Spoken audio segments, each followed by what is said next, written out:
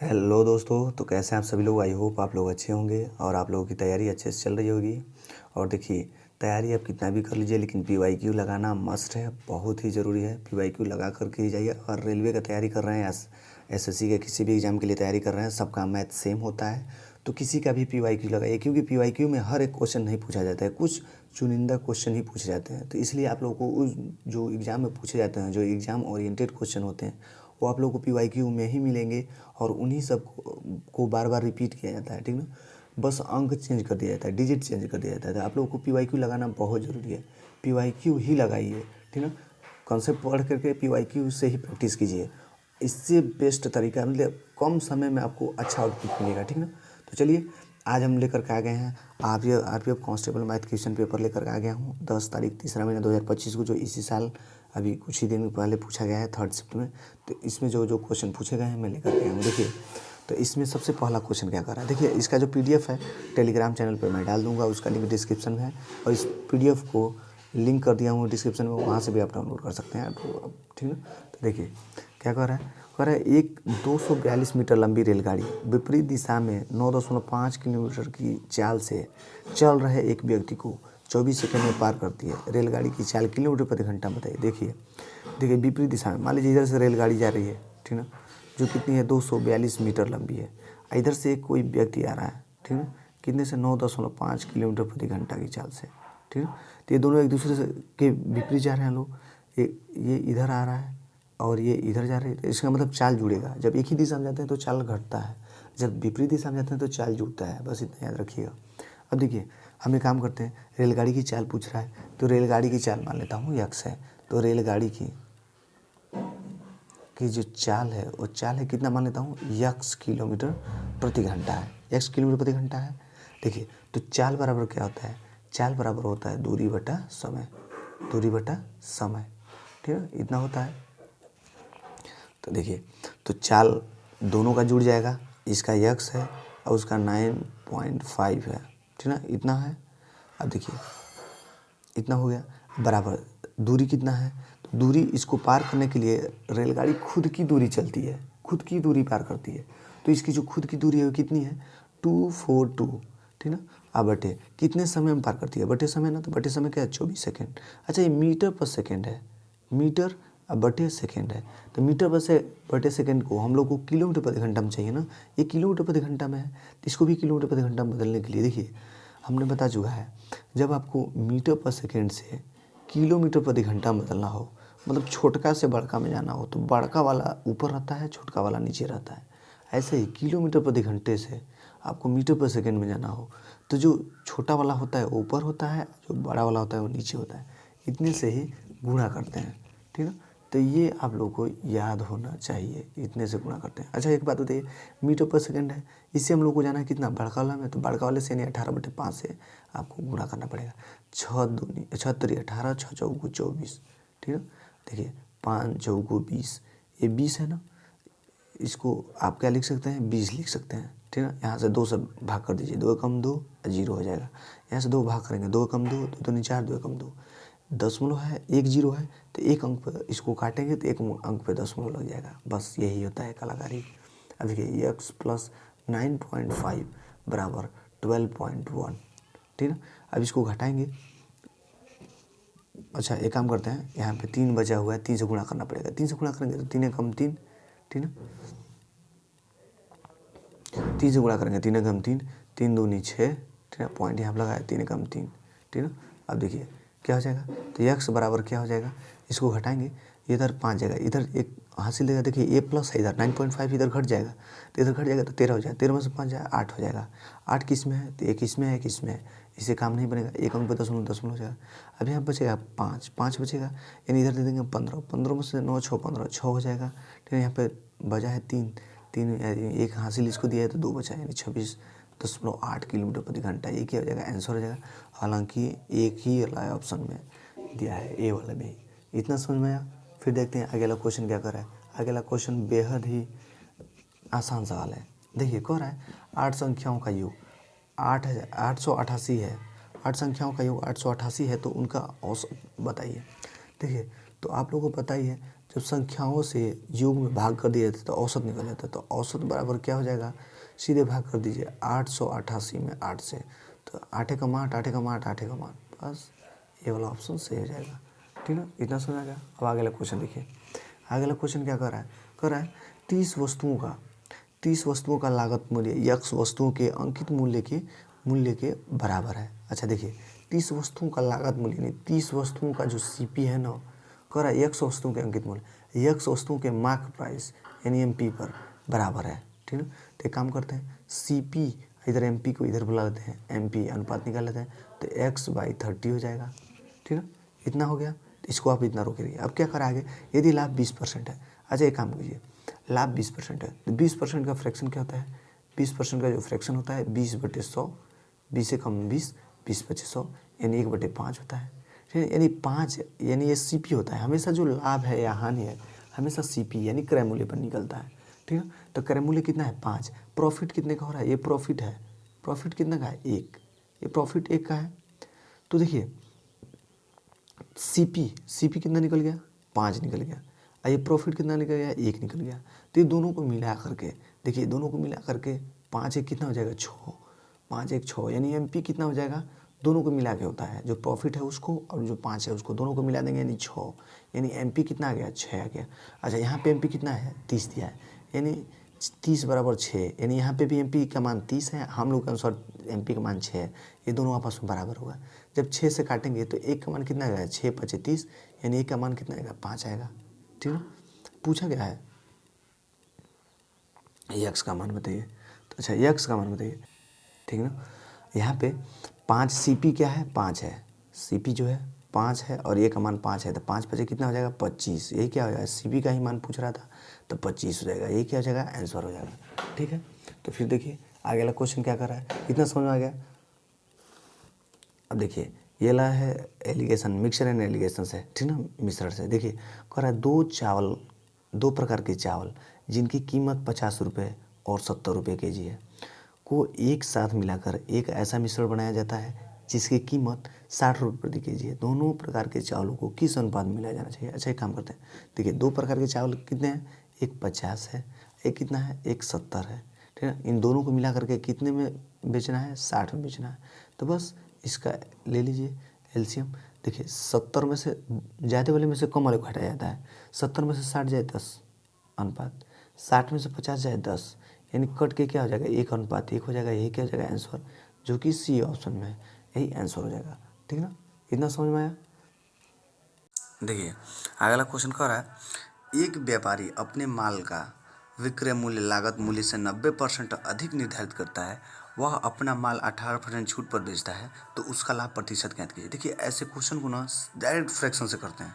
देखिए फ्रैक्शन से कैसे करना है, देखिए 90% 90 का फ्रैक्शन लिखिए, 90/100, प्रतिशत हटाएंगे 100 हो जाएगा। देखिए 0 से 0 कट जाएगा, इसका मतलब 10 की चीज़ को 19 मार्क करता है, मतलब ये चीज़ है। इसका मतलब ये हुआ कि जो उसका CP है, ठीक ना, विक्रय मूल्य लागत मूल्य से 90% अधिक निर्धारित करता है। तो विक्रय मूल्य, अच्छा विक्रय मूल्य यानी SP, जो CP है और ये क्या है SP है, तो CP कितना है 10 है, तो जो उसको बेचता है ना, उसका बेचता है विक्रय मूल्य लागत मूल्य से 90% अधिक निर्धारित करता है। तो विक्रय मूल्य यानी 9 बढ़ा देता है, 10 पर 9 बढ़ा देगा। देखिए अधिक करता है ना, अधिक करता है मतलब बढ़ा देगा, तो 19 कर देगा, 10 पर 9 बढ़ाएगा तो 19 होगा ना। अब देखिए आगे वाला क्या कर रहा है, वह अपने माल 18% छूट पर बेचता है। अच्छा 18% छूट, तो 18 इसका फ्रैक्शन लिखिए 18, अब बट देखिए 18% हटाएंगे बटे 100 हो जाएगा, 2 9 18 हो जाएगा, 2 5 10 0, इसका मतलब हो जाएगा 50/9, यानी कि इतना छूट देता है। छूट यानी कम करता है, कम किस पे करता है, MP पर। MP यानी मार्क प्राइस अंकित मूल्य, SP यानी सेलिंग प्राइस विक्रय मूल्य, CP यानी कॉस्ट प्राइस यानी क्रय मूल्य। ठीक ना, देखिए MP कितना है 50, ठीक ना, ये 50 है।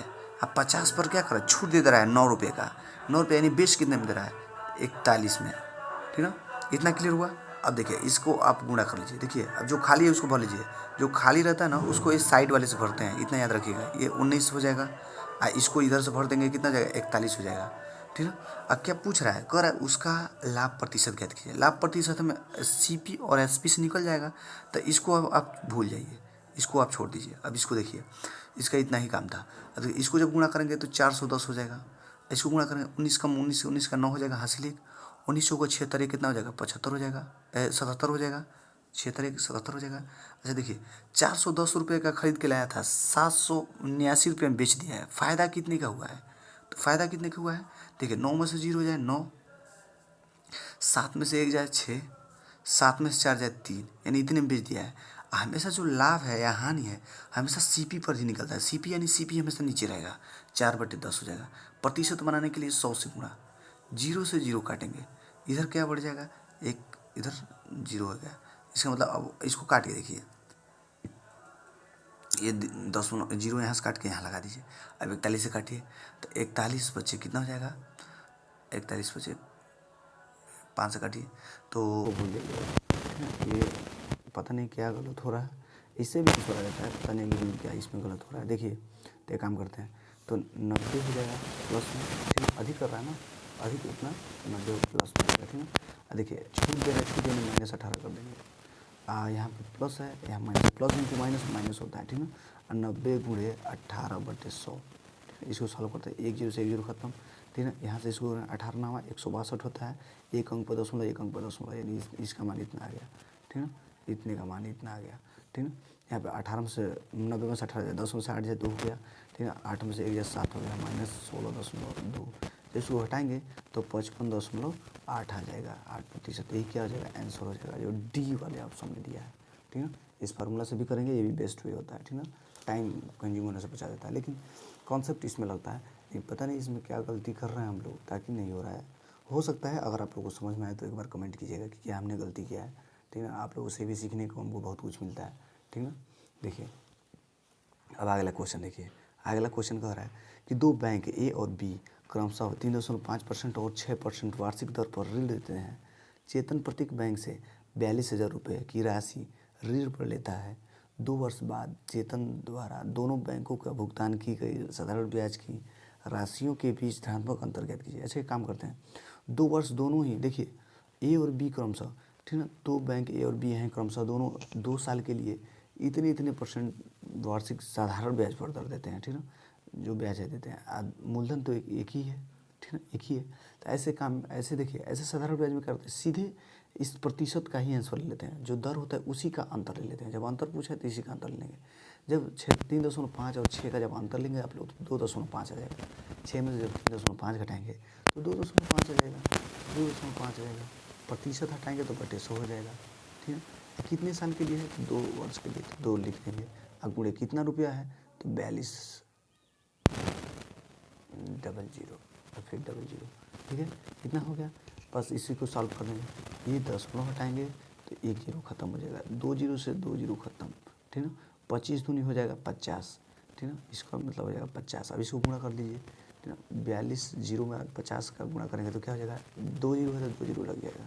5 में 10 का 0 वहाँ से ले, 4 2 4 5 20, 20 1 21, इतना आंसर हो जाएगा। ए वाला ऑप्शन ये हो जाएगा।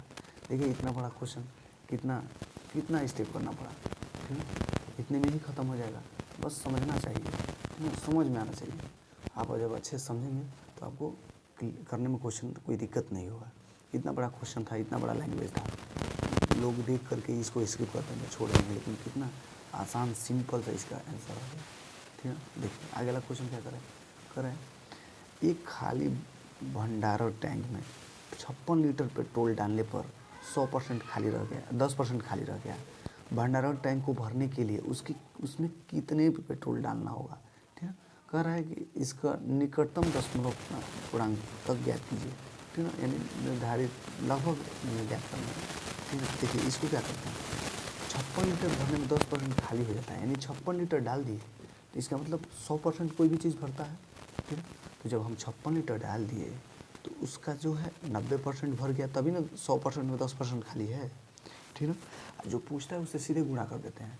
तो कह रहा है टैंक को भरने में कितना लगेगा पेट्रोल, तो हमेशा याद रखिएगा 100% लगता है, तो 100% से गुणा कर देंगे, बस इसी को सॉल्व कर दीजिए। 0 से 0 खत्म, यहाँ पे गुणा करेंगे 560 हो जाएगा, 10 से, यहाँ पे 9 से गुणा करेंगे, 9 चौको, देखिए 9 6 54 होता है, 54, 56 में से 54 चला गया, 2 बचेगा, यानी 20 होगा। 9 दूनी 18 होता है, 18 दशमलव यानी 62.22 आएगा, यानी 62.22 यही आंसर हो जाएगा। ठीक है, इतना समझ में आया, इतना समझ आ गया ना। आगे देखिए अगला क्वेश्चन क्या कह रहा है। देखिए ये इम्पोर्टेंट है, ठीक ना, थोड़ा सा हार्ड है। इसको मैं बोल रहा हूँ 90% से 95% लोग छोड़ के आएंगे, तो 3 स्टार इसको दे दीजिए, ठीक ना। देखिए इसमें थोड़ा सा कॉन्सेप्चुअल है, इसको थोड़ा अच्छे से समझिएगा। कह रहा है एक खोखले गोलाकार खोल को 9 ग्राम प्रति सेंटीमीटर क्यूब घनत्व वाले धातु से बनाया गया है, ठीक है। उसका घनत्व यानी कि ये आयतन का घनत्व है, यानी एक, इसका मतलब देखिए मैं यहाँ पे लिख दे रहा हूँ 9 ग्राम प्रति सेंटीमीटर क्यूब का मतलब ये हो गया कि एक सेंटीमीटर क्यूब का भार जो है ना 9 ग्राम है। इसका मतलब ये हुआ 1 सेंटीमीटर क्यूब का भार जो है 9 ग्राम है। इसी तरह अगर बात की जाए 10 सेंटीमीटर क्यूब का जो भार है वो कितना हो जाएगा, तो ये 90 ग्राम हो जाएगा। अगर 100 सेंटीमीटर क्यूब का बात किया जाए, जो 100 सेंटीमीटर क्यूब आयतन का जो भार है वो कितना हो जाएगा, तो 900 ग्राम हो जाएगा, ठीक है। इसका मतलब ये हुआ, इसका मतलब आप लोग समझ गए। इसको बेहद ज़रूरी है समझना, इतना आसान में कोई नहीं बताएगा, ठीक ना, मैं जैसे बता रहा हूँ, ठीक ना। देखिए फिर कह रहा है, तो अब आगे पढ़िए, कह बनाया गया है, तो कह रहा है इसके आंतरिक त्रिज्या और बाह्य त्रिज्या क्रमशः 10 सेंटीमीटर 13 सेंटीमीटर है। खोल का भार किलोग्राम में ज्ञात कीजिए, ठीक है। एक बात बताइए, अब हम जो फार्मूला जानते हैं, जो मान लीजिए गोलीय कोष होता है, ठीक ना, इसका ये गोलीय कोष है मान लीजिए, तो जो बाहरी त्रिज्या है वो R1 होता है, जो आंतरिक त्रिज्या वो R1 होता है, जो बाहरी होता है वो R2 होता है, ठीक है। या बड़ा वाला मान लीजिए R1 या बड़ा छोटा वाला R2 मान लीजिए। तो इसका जो क्षेत्रफल होता है, जो इसका आयतन होता है वो होता है 4/3, ठीक है। जो वॉल्यूम होता है 4/3 पाई कोष्टक में R1 का क्यूब और माइनस R2 का क्यूब, यही होता है, ठीक ना। ये फार्मूला होता है, ठीक ना। तो अब एक काम करते हैं, इसको भरिए। देखिए इसको लिखते हैं 4/3, पाई का मान हो जाएगा 22/7 गुणे, ठीक ना, R1 का क्यूब, R1 का क्यूब यानी बड़ा वाला 13 का क्यूब, 13 का क्यूब कितना होता है 2197, ठीक है, माइनस R2 का क्यूब, इसका 10 का क्यूब हो जाएगा 1000, ठीक है। एक काम करते हैं, जब एक का मान इतना हो गया तो इतने का जो भार होगा वो कितना होगा, तो इसमें सीधे 9 से गुणा कर देंगे, ठीक है, 9 से, क्योंकि 1 ग्राम, देखिए 1 सेंटीमीटर क्यूब का मान 9 ग्राम है, 10 का मान 90 ग्राम है, 100 का मान 900 ग्राम है। तो इतने का मान देखिए सीधे इसमें जो जितना पूछेगा उतने से गुणा करना है, इतना पूछेगा तो इतने से गुणा करना है। तो जितने का पूछ रहा है उतने से सीधे 9 का गुणा कर देना है, इतना ग्राम हो जाएगा, ठीक है ना। किलोमीटर में पूछा है, इसमें 1000 से भाग करना पड़ेगा। किलोग्राम में पूछा तो 1000 से भाग करना पड़ेगा, लेकिन अभी नहीं करेंगे हम लोग, कुछ काट पीट लेते हैं, नहीं तो अभी बहुत ज़्यादा इसमें देखने के लिए काफ़ी हैवी लगने लगेगा। देखिए इसको सॉल्व करते हैं पहले। तो 3 से आप एक काम करते हैं, 3 से काटिए इसको, 3 3 9, ठीक है। 7 से काटिए, इसको पहले निपटाइए, 4 गुणे 22/7 गुणे, इसमें से जब 2197 से घटाएंगे तो 1197 हो जाएगा, और गुणे 3 है, तो 7 से काटेंगे, 7 से 7 कम 7 हो जाएगा, यह 4 बचेगा, 7 7 7 49 हो जाएगा, फिर 7 कम 7 हो जाएगा, फिर 3 से गुणा करते हैं। देखिए ये हो जाएगा 3 चौको 12, इसको गुणा कर लेते हैं। देखिए आप कैलकुलेट करेंगे ना तो आपको आसानी होना चाहिए। अब देखिए मैं क्या करूँगा, 22 चौको 88, 88 से जब इसमें जब गुणा करूँगा तो बहुत ज़्यादा कैलकुलेशन करना पड़ेगा। मैं ऐसा नियम निकालूंगा जिससे मुझे बहुत ज़्यादा गुणा करने में दिक्कत ना हो। तो आप एक काम करिए, 4 3 12, इसको इसमें गुणा कर दिया, गुणे 22 और गुणे 171 हो जाएगा, ठीक है। अब एक काम करते हैं, अब सीधे इसे इसमें गुणा कर देते हैं, या इससे गुणा कर लीजिए। तो गुणा करेंगे तो अब क्या हो जाएगा, 12 से गुणा करेंगे, 12 कम 12 का 12, 12 कम 12 का 2 हासिल 1, 12 7 84, 84 1 हो जाएगा, 85 का 5 हासिल 8, ठीक है। 12 कम 12, 12 8 20 होता है, अब गुणे अभी इधर 22 बचा है, ठीक है। अब एक काम करते हैं, अब इधर 22 से गुणा करते हैं, 22 दूनी 44 होता है, 44 का 4 हासिल 4 बच गया, 22 25 110, 110 और 4 14 होता है, एक 10, एक यहाँ पे 0 है तो यहाँ पे 14 लिख लीजिए, आपके हाथ में एक अभी बचा है, ठीक है। अब इधर देखिए, अब 22 दूनी क्या होता है 44, एक हासिल हो जाएगा 45 हो जाएगा, ठीक है। इतना हो गया।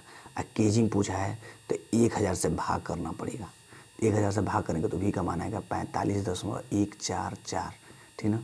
इतना क्या हो जाएगा केजी, यही क्या हो जाएगा आंसर हो जाएगा, ये सी वाला ऑप्शन है। मैं सही बोल रहा हूँ, मैं खुद ही इसको छोड़ करके आया था, ठीक ना। अब देखिए इसमें कह रहा है कि 968 रुपये। ये आपको समझ में आ गया ना? नहीं समझ में तो एक बार और पीछे करके देख लीजिएगा। इसको बेहद ही आसान तरीके से बताया हूँ, इसका कोई शॉर्टकट नहीं है, इसको कोई शॉर्टकट में नहीं बता पाएगा, ठीक है। क्योंकि इसका सब सवाल का, सब क्वेश्चन का शॉर्टकट नहीं होता है, ठीक ना। देखिए इसका कह रहा है कि 968 रुपये की राशि को 3 व्यक्तियों के बीच 16, 13, 15 के अनुपात में वितरित किया जाता है। विवरण देखिए, वितरण में सबसे छोटे और सबसे बड़े और सबसे छोटे का बीच का अंतर ज्ञात करना है, ठीक है ना। देखिए अब क्या करना है, तो इन तीनों को जोड़िए। देखिए 968 को बांटना है कितने में, तो 5, 3, 8, 8, 6, 8, 6, 14 का 4 हासिल 1, 1, 2, 3, 1 हो जाएगा 4, 44 हो जाएगा। गुणे सबसे बड़ा और सबसे छोटा कौन है, 16 सबसे बड़ा है, 13 सबसे बड़ा है। इन दोनों का अंतर कितना हो जाएगा 3, इन्हीं 3 से गुणा कर देना, बस हो गया। इसको सॉल्व कर दीजिए। देखिए 22 से एक काम करते 11 से काटते हैं, 11 चौको 44 होता है, 11 से काटेंगे 11 8 88, 11 8 88, 88 पर में 4 से काटेंगे 4 दूनी 8, 4 दूनी 8, 22 3 हो जाएगा 66। यही क्या हो जाएगा, सी वाला ऑप्शन हो जाएगा। इतना समझ में आ गया। अब आगे देखिए, आगे कह रहा है कि 5 संख्याओं का औसत 650 है। 5 संख्याओं का योगफल दिया है कितना, 655 दिया है, ठीक है। कह रहा है 2 संख्याओं का औसत, जो 2 संख्याओं का औसत है वो कितना है 77, तो इसका योग कितना हो जाएगा, तो 2 संख्याओं का जो योग है कितना हो जाएगा, इसे सीधे गुणा कर दीजिए। 7 दूनी 14, 14 के 4 हासिल 1, 7 दूनी 14 1 हो जाएगा 15, ठीक है। अब फिर कह रहा है एक तीसरी संख्या कितनी है, एक तीसरी जो संख्या है कितनी है 129 है, ठीक ना। अब एक काम करते हैं, कह रहा है 2 संख्याओं का औसत क्या होगा, इन दोनों को जोड़िए पहले। तो 2 एक कितना 3 संख्या हो जाएगा, इसका कितना 9 4 13 3 हासिल 1, 5 2 7 1 हो जाएगा 8 1 1 2 हो जाएगा। यानी 3 का इतना 5 का इतना। एक काम करते हैं, इसको 5 को 3 से घटाइए, 5 में 3 से घटाएंगे, 3 को घटाएंगे 2 हो जाएगा, यानी 2 संख्याओं को पूछ रहा है। इसमें से इसको घटाइए, 5 में से 3 जाए 2, इसमें हासिल जाएगा 15, 15 60 जाए 7 हो जाएगा, 5 में से 2 जाए 3 हो जाएगा। इन्हीं का औसत पूछ रहा है, औसत मतलब इसी 2 से भाग कर देते हैं, 2 से काटेंगे 2 एकम 2, यहाँ पे 1 आ गया 16 हो गया 17 हो गया, 2 8 16, यहाँ पे 1 हो रहेगा 2 6 12, यानी 186। यही क्या हो जाएगा answer, 186 D will be the right answer. I hope आप लोगों को ये वीडियो पसंद आया हो, ठीक है। और जो भी क्वेश्चन बचे हुए हैं सबको मैं आगे कराता रहूँगा, ठीक ना। तो चलिए फिर मिलते हैं नेक्स्ट वीडियो में। और एक बात, इसका PDF जो है टेलीग्राम चैनल पर डाल दिया हूँ, इसका डिस्क्रिप्शन में लिंक है, आप लोग वहाँ से जा करके इस क्वेश्चन को डाउनलोड कर लीजिएगा, ठीक है। तो आई होप आप लोगों को समझ में आया होगा। तो वीडियो को लाइक ज़रूर कीजिए, चैनल को सब्सक्राइब जरूर करें, अपने भाई को सपोर्ट करें। और आप लोगों को कोई भी दिक्कत हो तो कमेंट बॉक्स में ज़रूर लिखें, और किस टॉपिक्स पे मैं वीडियो बनाऊँ ये भी बता दीजिए कि आप लोगों को किन चीज़ों की ज़रूरत है, ठीक ना। तो फिर मिलते हैं नेक्स्ट वीडियो में। Love you all, bye bye, take care.